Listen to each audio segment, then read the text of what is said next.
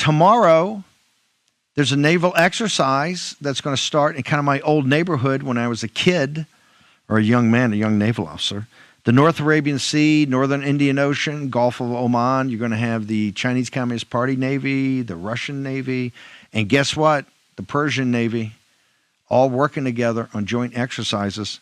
Over the weekend, Newsweek magazine did quite frankly, I thought a pretty smart piece.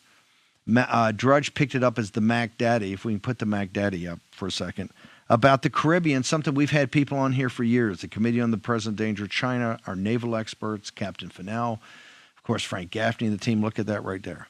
Is going to turn the Caribbean into a lake. Okay, I want to bring in Cleo Paskal right now. Cleo Paskal joins us. Cleo, you're a naval expert, naval strategist, geostrategist.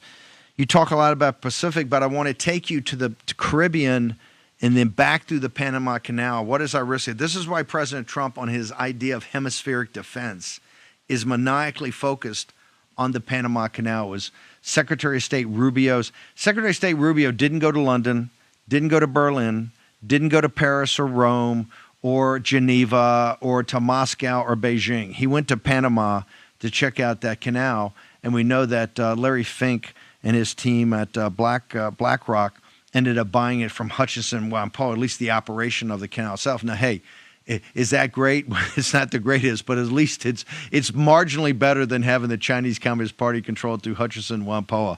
Your thoughts, ma'am, on the Chinese and the strategic thinking that took to turn the Caribbean into a Chinese. I mean, this is so far more advanced than what the Russians try to do in Cuba in the Cuban Missile Crisis. It's almost shocking because it's much more thorough and fundamental. And then you understand the value of the Panama Canal, particularly to cut off the Chinese Navy from the three island chains, from coming in and taking away the Pacific as the great natural barrier.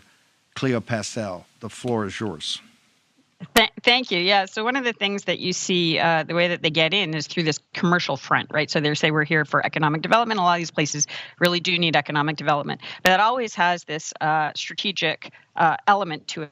So we're going to help you build a port, but the port just happens to have specs that are very helpful for PLA Navy operations, for example. But the third part, which is also always there, is criminal activity. So they're smuggling things in through the port. They're buying off the local customs guys, and they might think that they're just doing it for drugs, even though the drugs are incredibly socially destructive on their own. But we also don't know what else they're smuggling in. And a lot of this comes in through the rubric, under the rubric of the Belt and Road Initiative, the BRI, which to me stands for the Bribery and Repression Initiative, because what they're actually exporting is a system of operations. So this bribery and this repression infects the systems, infects the target countries, and then basically gives the CCP over a length of time maneuvers of control and leverage. You see it very clearly in places like Solomon's, where suddenly Coast Guard can't land, Vanuatu Coast Guard couldn't land. So all these things start to happen. They're just below the radar. I don't like the term gray zone. I prefer the Philippines term of ICAD, illegal, coercive, aggressive, and deceptive, to describe what's going on. But basically, it's not just offshore.